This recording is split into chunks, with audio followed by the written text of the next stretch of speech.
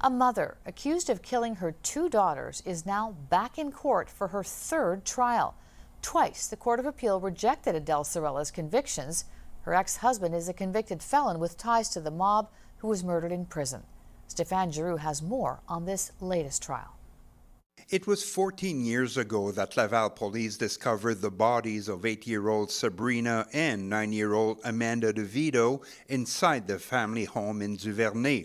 The cause of death was never formally established. The prosecution argued the two girls likely suffocated in a hyperbaric chamber used to treat juvenile arthritis.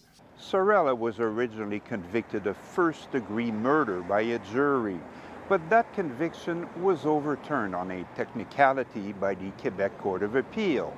So she went back to trial and this time was found guilty to second-degree murder. But again, the defense appealed it, and the Court of Appeal once again ordered a new trial. 14 years after the deaths, the Crown repeated its case, this time in front of a judge alone and not a jury. For the prosecution, we still believe that the only person who had the opportunity and the means to kill both girls is still Mrs. Sorella. The Crown argued Sorella was suffering from depression and carefully planned her daughter's murders, possibly in a moment of despair. The mental health defense was originally rejected.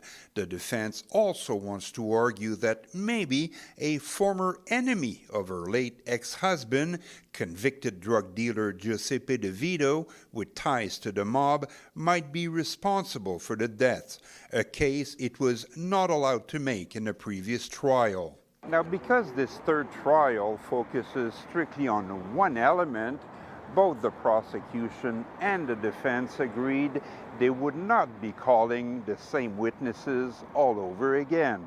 So that's why at the end we will still plead. We are in front of a judge alone, so we'll plead both the case for the questions of law and then all the evidence that was filed in a previous trial. Now, even if there are no witnesses called, the prosecution and the defense say it will take them at least a month and a half to make their case to the judge. Stéphane Giroux, CTV News in Laval.